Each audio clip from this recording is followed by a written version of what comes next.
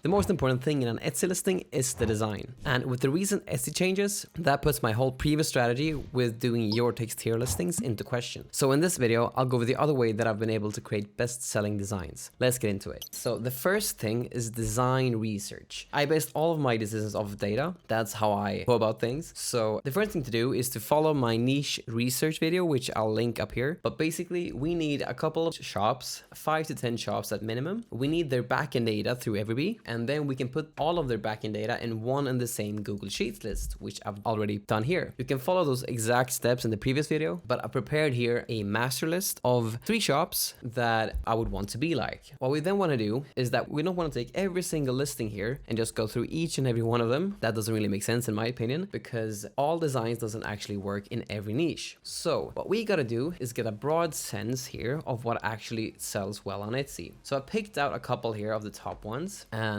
let's see here. Yes, this is one listing. This is one listing. This is one listing. This is one listing. This is one listing. This is one listing. This is one listing. This is one listing. This one and this one. Now, the thing here to do, why we have these up, is that we want to actually learn what kind of elements are actually selling, so we can basically create a best-selling elements list. So if we just take a look at these again, we have a cat here. This is a Disney-ish. Never do anything that's infringing on IP. So this is something that you should never do, but we can learn here what type of design style is actually working. So this one has a cursive font. This one too has a cursive font and a block font. This one too has a cursive font, also a cursive font. So we're noticing here some of the absolute top sellers for some of these shops that I've already picked out. We can basically notice that cursive element is something that works super well. So what we then do is that we create a best-selling elements list. We just write cursive, so we know that the cursive one is one that works well. This one is more of a block style, but cursive still. Block style as well, block style as well. So we noticed we can now see that there are 2 types of designs that are working very well within a lot of these listings, within niches that are completely different from each other. Like this one is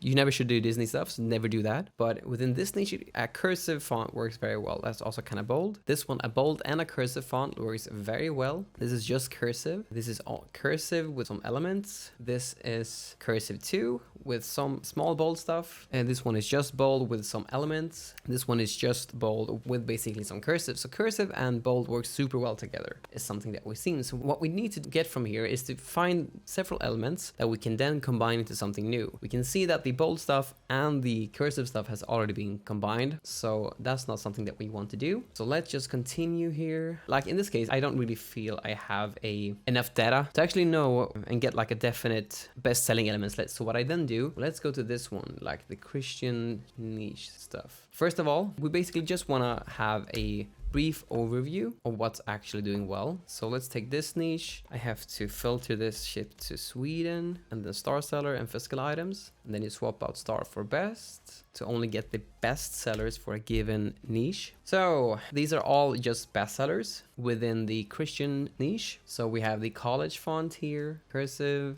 lots of cursive stuff, retro stuff, vintage stuff, looks vintagey and like distressed. So this one and this one and this one, honestly, and this one. I'm getting kind of a retro vibes from these, so we'll just write retro as well. So we'll start off with these 3. You would have like 10 different elements or something like that you combine different things in different styles to find something that actually works. But we'll start off with these 3 as the example. So now we have a best-selling elements list. Okay, so the thing to do now is to add value within the niches that we actually found. So we basically found these niches here. And one of these was the Christian niche, which was the He is Risen niche. And we found with all of these super popular like listings here from the shops that I've gathered, that the block font and the cursive font works very well together. And what we can then do is that we can actually add that into this niche. Because on the first page here with only the best sellers, there's basically no listing with a block font and a cursive font together. The listing that we found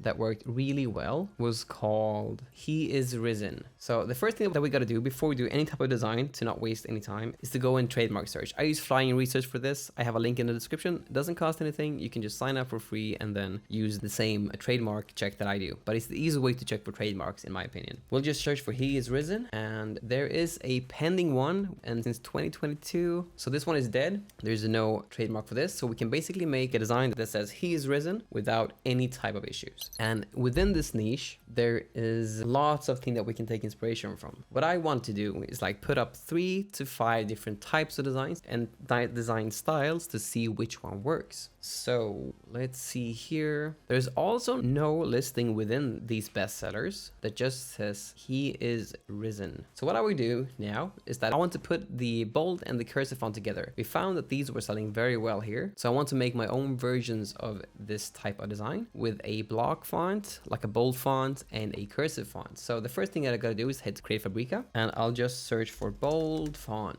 And there's a link in the description for Create Fabrica if you want to use that. Let's take this one, the Strong Roots one. Let's download that. And now we need a cursive font. Let's see here. Let's take this one, the Cheer Life font. And with this, you have commercial usage allowed, which is very important. You cannot sell something without these type of licenses. And this one had this too, I think. Yes, and full POD usage allowed. So that's okay. Perfect. You need like a Canva Pro for this. But let's see here. Custom size. I always do 45 by 550 by 400 as standard dimensions that Amazon wants. So I just use that for this one as well. Okay, so I then go to text. I add a heading and then we go here. Upload a font. Then we take this Cheer Life. Oh, this was an SVG. Okay, so we have to go back to Create Fabrica. Search for cursive font. Okay, so I did not want an SVG. I wanted a font. Let's take this one, the signature one. This one looks cute. Yes, perfect. We go here and then we upload the font, and we had a commercial usage for this one too. Perfect. Same thing with the other one, and then that was the Strong Roots one. This was 2 on SVG. Okay, bold font. I have this Bokeh one. I love this one, so I'll just take this one. I've downloaded this one previously, so I'll just use that one. So okay, now we want this to basically say he is risen. Okay, so this was the previous one. We want to make our own version of this, and we want to add a block font, like a bold font, and a cursive font within this. And what I would do, I like to just do simple stuff. So I would just do something like this. He is, and then we'll use the Bokeh font. We'll use this one. So he is, and then we'll use the new font that I just got.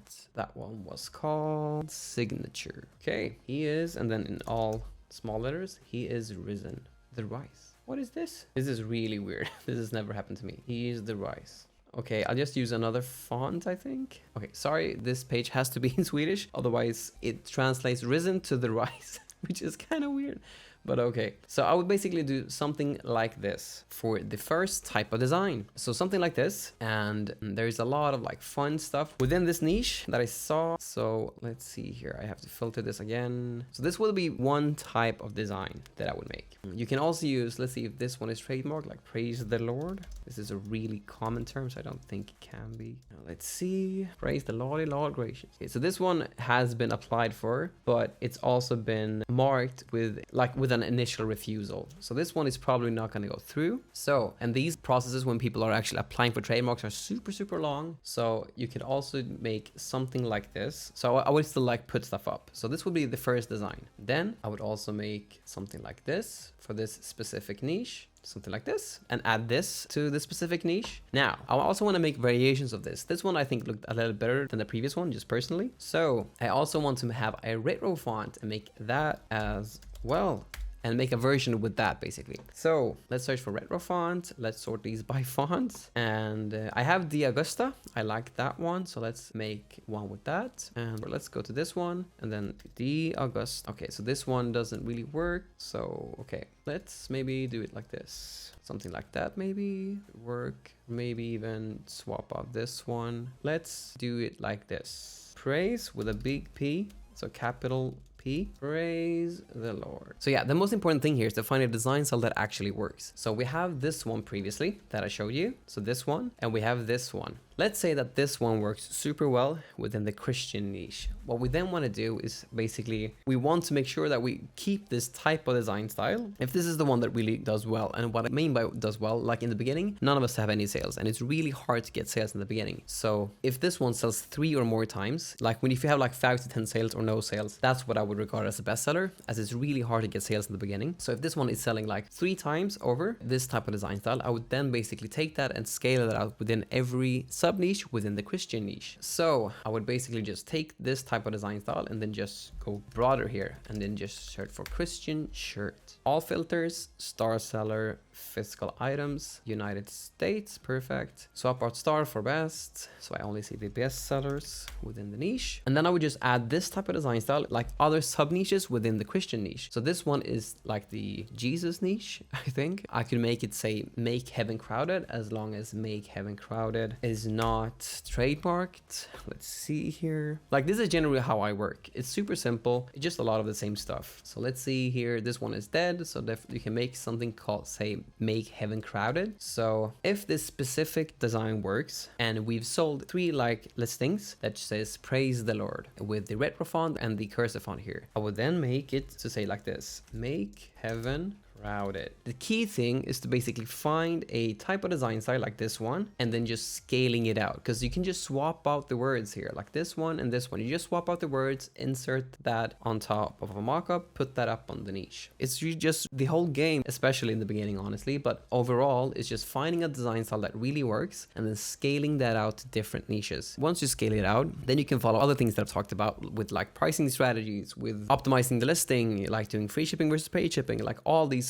small things. But the big thing in and of itself in the beginning is to just find the design that actually works. That's the hard part. But overall, that's basically my whole design process. If I don't do like the custom text designs, there are gray areas within it. So they basically say that Etsy don't want your text tier listings with the mockups that say that. I think it's best to stay off of that until like some gray areas have been actually cleared up as I go through in this video. But this is one of the main ways that I've actually grown my shop. I've used those 2 ways basically. Both of these ways work very well. But also here's the bonus step. The most important thing to know here, which I kind of delved in on, if this type of design style is working well in this specific niche, then I think it's really important to not go further and just, especially in the beginning, but overall, just focus on what actually works. If you sell really well in the Christian niche and this type of design style works very well there, then I would just make sure to double down on the specific niche itself and then just fiddle around with the design as well itself. So I mentioned this earlier, but to make a listing that says make heaven crowded, so I would take this design style, I would then make it say make heaven crowded. This is one other design that I would make. Apart from that, I could also make like all these are bestsellers, which makes this really easy. I could also take this one, God is good, as long as it's not trademarked. Let's see here. This one is not an active trademark. Let's see here. This one is for 25, which is basically clothing, and this one is also dead. This one applied for or dead? This one is also dead. Okay, so basically God is good is also a thing that we can use. Maybe like God is good, something like that. And now I have another type of design with these exact same fonts that are known to work. So just doubling down into every sub niche within the Christian niche is something that I would do if I find that the first one actually works. Try this on with broad strokes. So if it doesn't work within the Christian niche, you move on to another niche. But then what I will also do, like I would basically do it like this instead too. Okay, so God is good. Like you can flip it around a lot. You can like good is God. No, sorry, not good is good. Good is God. Like flip things around just to make something new. But just keeping it super simple is what always has worked very well for me. Not overcomplicating stuff. All right, so if you want to learn more about print on demand, I suggest watching this video right here. And if there's any videos that you want to see next, just drop a comment down below and I'll do my best to help out. I'll see you in the next one.